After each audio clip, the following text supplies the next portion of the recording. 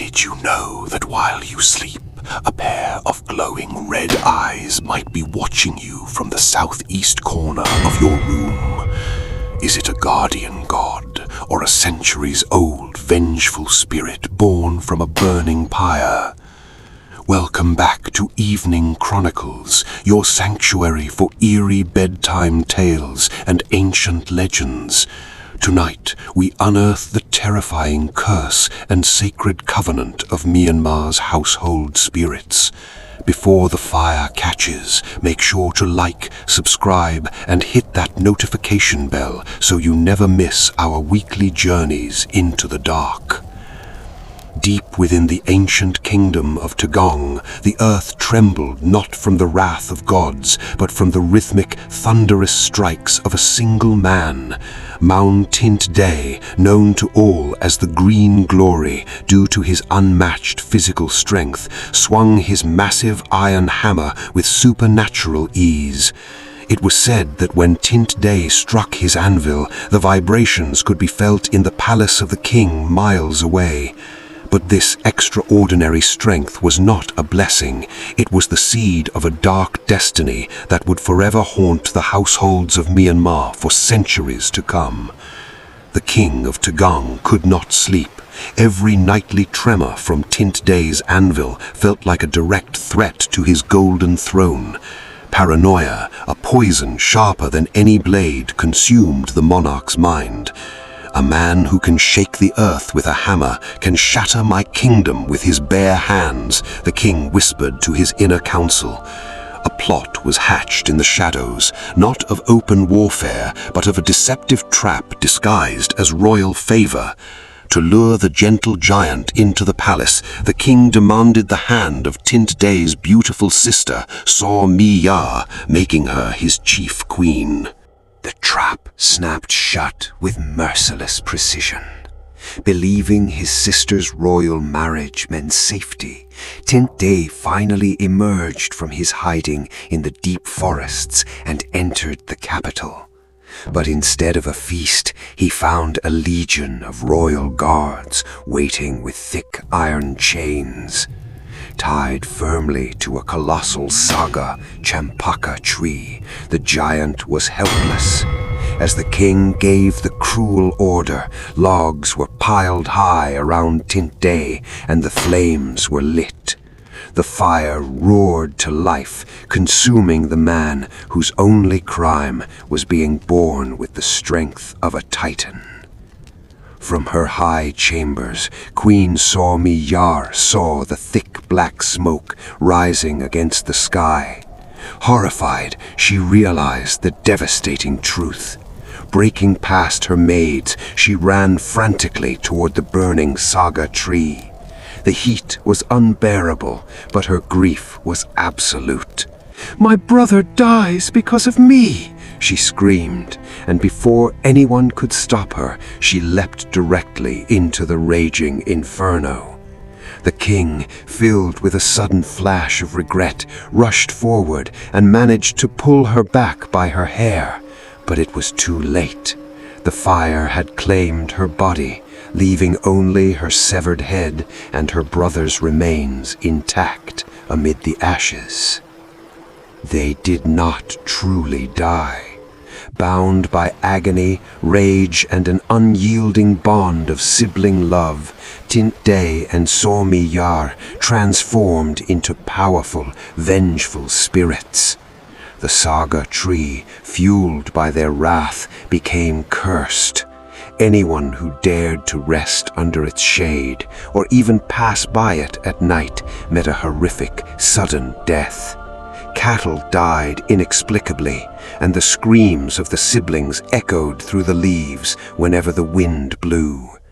The terrified king ordered the massive tree to be uprooted and thrown into the Irrawaddy River, hoping the water would wash away his guilt and his fears. But spirits born of fire cannot be drowned by water.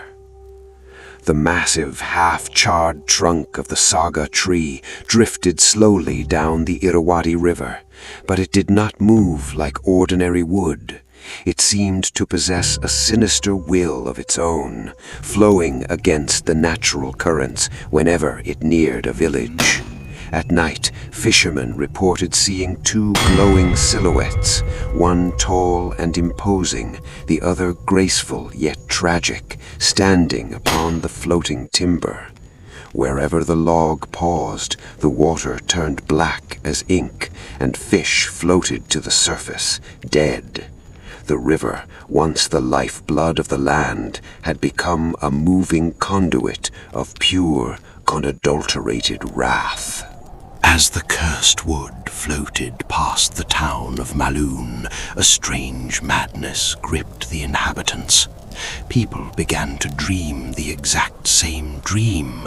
A giant man with eyes of burning coal, holding a severed woman's head, weeping tears of boiling blood.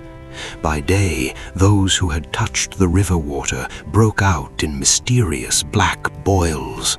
"The spirits demand a home, or they will take ours," a village seer screamed before collapsing in a fever. Terrified villagers threw offerings of gold and fruit into the water, begging the spirits to pass them by. But the spirits of Tint Day and Saw Me Yar wanted neither wealth nor pity. They wanted a justice the mortal world could not provide. News of the floating terror eventually reached the ears of King Thinligyang of Pagan. A deeply spiritual and wise monarch, he realized that brute force could not conquer what fire could not destroy. When the ominous Saga finally came to a halt near the banks of Pagan, the water churned violently, creating a whirlpool that threatened to swallow the royal docks. The palace astrologers warned the king to burn the wood completely, but Thinligyang shook his head. They were wronged in life, the king declared. To burn them again is to invite the destruction of Pagan. We must welcome them as gods, not cast them out as demons. King Thinligyang walked down to the riverbank barefoot, accompanied by his monks and ministers. He knelt before the churning water and spoke directly to the spirits. "Maung Tint Day, Saw Me Yar, your pain is known to the earth. I offer you a sanctuary where no flame will ever touch you, and where an entire kingdom will bow to your name." Instantly, the violent whirlpool ceased, and the water became as still as glass. The king ordered the finest artisans to carve two beautiful statues from the Saga. Wrapped in royal silk, the images were placed upon a grand carriage, beginning a solemn pilgrimage toward the mysterious volcanic peaks of Mount Popa. As the procession ascended Mount Popa, the lush green oasis of the dry plains, the heavy aura of dread transformed into a profound electric peace. On the highest sheer cliff, the king established their shrine. He bestowed upon them the title of Mahagiri, the lords of the great mountain. Tint Day became the brother god, and Saw Me Yar became the sister goddess of the mountain. Yet their covenant with the living was not yet complete. From their windy throne high above the clouds, they looked down at the flickering lights of mortal homes, realizing that to truly protect themselves from the darkness of human betrayal, they must enter the very heart of every household. One night, the king of Pagan received another vision. The sister spirit, Saw Me Yar, appeared in his dream, her white robes glowing softly like moonlight.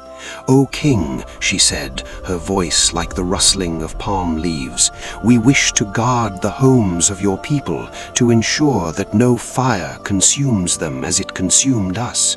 But we require a clean, designated space.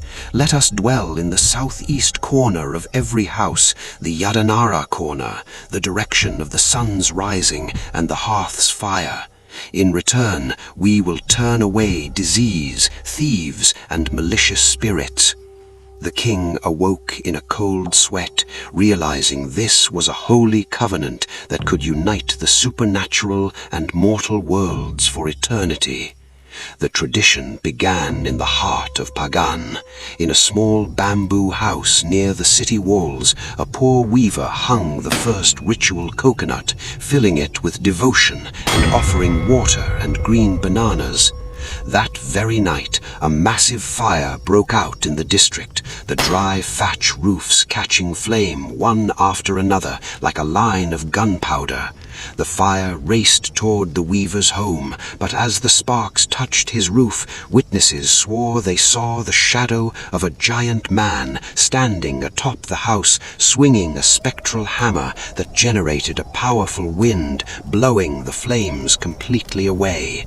The weaver's home stood perfectly untouched amid the ashes of the neighborhood. The miracle of the Eim Twin Nat, the household spirit, was born. From that moment on, no home in Myanmar was considered complete or safe without the presence of the Maung Tint coconut hanging in the southeast corner. The terrifying, vengeful spirits of Tagaong had finally found what they searched for, not through fear or destruction, but by becoming the silent, invisible family members of millions of households. When the water inside the coconut dries up, or when the leaves wither, it is time to replace it with a new one, a continuous cycle of respect and protection. Thus, the blacksmith who could shake the earth and the princess who leapt into the fire found their eternal peace, guarding the sleep of children and the safety of families for generations to come. As the worship of the Eim Twin Nat spread through the valleys of Myanmar, people learned that protective spirits could easily become punitive if their sacred boundaries were crossed. The spirit of Maung Tint, born of fire and iron, demanded absolute respect within the walls he guarded. There were silent, unwritten laws passed down through generations. A house was no longer just wood and thatch, it was a sanctuary. To disrespect the home was to disrespect the giant who stood guard over it, and the line between his ultimate protection and his terrible wrath was as thin as a single strand of silk. The Eim Twin Nat was not a distant idol, he was an active judge of character and cleanliness. To keep the home safe, one must keep the mind and the space pure. The coconut in the corner remained a silent reminder that the boundary between a god's blessing and a spirit's fury is maintained only by human reverence. Is the coconut in the corner a blessing or a ticking curse? The choice to obey the laws is yours.